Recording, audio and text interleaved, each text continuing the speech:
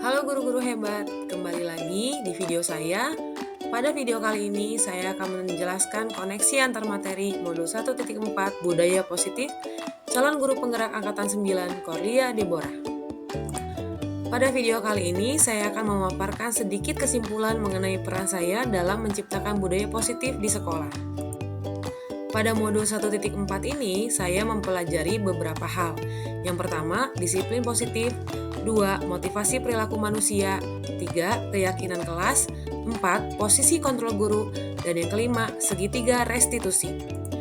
Yang pertama, disiplin positif. Pada modul ini, saya belajar bahwa guru memberikan kesadaran kepada siswa untuk bertanggung jawab berdasarkan nilai-nilai kebajikan. Guru juga mengarahkan siswa untuk bisa mengontrol diri dalam melakukan segala sesuatu. Dan siswa menyadari berdasarkan motivasi internal, bukan karena paksaan, ujian, apalagi hukuman. Yang kedua, motivasi perilaku manusia. Pada modul ini saya mempelajari bahwa ada 3 hal yang mempengaruhi motivasi perilaku manusia. Yang pertama, untuk menghindari ketidaknyamanan atau hukuman. Yang kedua, untuk mendapat imbalan atau penghargaan. Dan yang ketiga, untuk dapat menghargai diri sendiri berdasarkan nilai-nilai kepercayaan.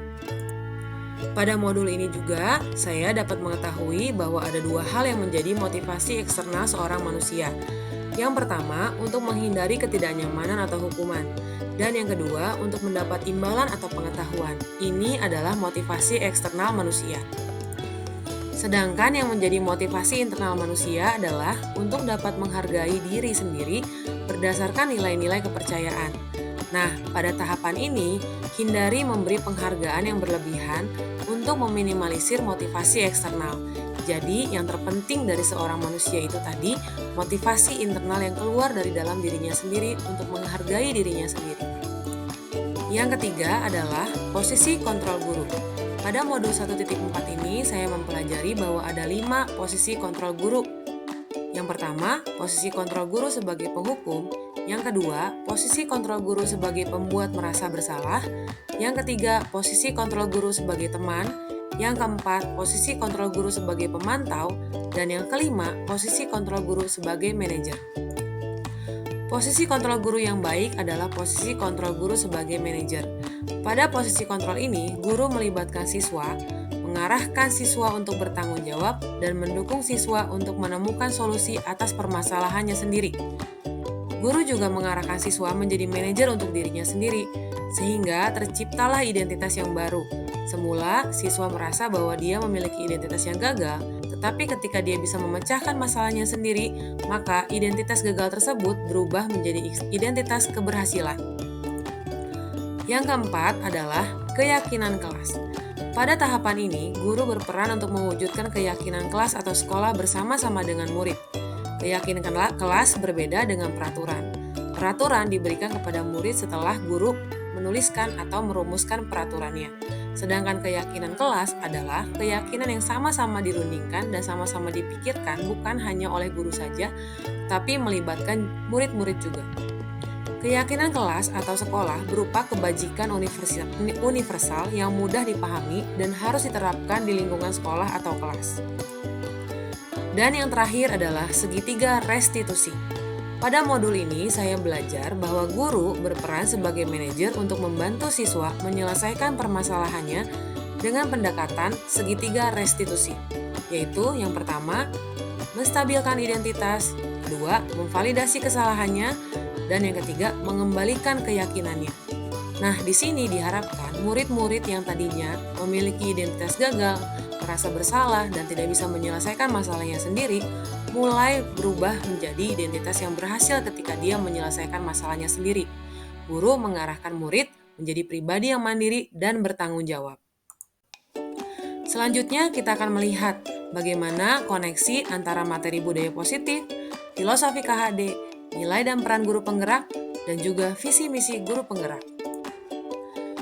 Modul 1.4 budaya positif ini sangat terkait dengan modul 1.1 filosofi KHD. Dengan menerapkan budaya positif di sekolah, maka akan tercipta lingkungan belajar yang kondusif dan berpihak kepada siswa. Hal ini menjadikan sekolah menjadi tempat bertumbuh yang baik bagi siswa. sehingga siswa dapat bertumbuh sesuai dengan kodrat alamnya dan kodrat zamannya. Lalu, hubungan modul 1.4 budaya positif dengan modul 1.2 nilai dan peran guru penggerak. Nilai dan peran seorang guru penggerak sangat berpengaruh pada terciptanya budaya positif di sekolah. Nilai yang harus dimiliki seorang guru penggerak adalah berpihak pada murid, mandiri, reflektif, kolaboratif, dan inovatif. Seluruh warga sekolah memiliki peran untuk terwujudnya kolaborasi antar warga sekolah sehingga mewujudkan budaya positif di sekolah. Pada saat budaya positif di sekolah sudah dapat dijalankan, maka siswa akan merasa lebih aman dan nyaman ketika belajar di sekolah. Selanjutnya, hubungan modul 1.4 budaya positif dan modul 1.3 visi dan misi guru penggerak. Salah satu perubahan yang diinginkan di lingkungan sekolah adalah terciptanya lingkungan yang nyaman, aman, dan berpihak pada siswa. Hal ini dapat diwujudkan dalam visi dan misi guru penggerak melalui prakarsa perubahan yang berpihak kepada siswa. Diharapkan melalui perubahan visi dan misi ini, semua pembelajaran yang dilakukan di sekolah dapat berpihak kepada siswa dan membuat siswa lebih nyaman ketika berada di sekolah. Selanjutnya, bagian refleksi. Sejauh mana pemahaman Anda tentang konsep-konsep inti yang telah Anda pelajari di modul ini? Adakah hal-hal yang menarik untuk Anda dan di luar dugaan? Saya sudah mempelajari dan memahami budaya positif pada modul ini, yaitu pada materi disiplin positif, teori kontrol, teori motivasi, hukuman dan penghargaan, posisi kontrol guru, kebutuhan dasar manusia, keyakinan kelas, dan segitiga restitusi. Hal yang menarik dan di luar dugaan adalah ketika saya mengetahui bahwa pemberian penghargaan pada siswa bukanlah satu hal yang dapat meningkatkan motivasi siswa. Terlebih lagi bagi siswa yang tidak dapat penghargaan, ketika dia menyaksikan teman yang mendapatkan penghargaan, dampaknya sama seperti sebuah hukuman bagi siswa yang tidak mendapatkan penghargaan tersebut. Perubahan apa yang terjadi pada cara berpikir Anda dalam menciptakan budaya positif di kelas maupun sekolah Anda setelah mempelajari modul ini? Perubahan yang terjadi adalah saya menyadari bahwa posisi kontrol guru yang saya lakukan sebagai pemantau dan penguasa, seharusnya saya bisa berada pada posisi kontrol guru sebagai manajer. Selain itu, biasanya saya akan berada dalam posisi penguasa saat saya menyelesaikan masalah. Sekarang saya tahu dalam menyelesaikan masalah menggunakan pendekatan yang lebih baik menggunakan segitiga restitusi. Pengalaman seperti apakah yang pernah Anda alami terkait penerapan konsep-konsep inti dalam budaya positif baik di lingkungan kelas maupun sekolah Anda? Saya pernah melakukan pendekatan segitiga restitusi pada seorang siswa yang tidak disiplin saat ada di sekolah. Perasaan saya saat melakukan pendekatan ini, pada awalnya saya merasa sedikit kebingungan. Namun setelah beberapa kali dilaksanakan, saya merasakan ada perubahan yang baik dari cara saya menyelesaikan masalah. Begitu juga ketika murid ini saya lakukan pendekatan menggunakan segitiga restitusi, dia pun mengalami hal yang sama.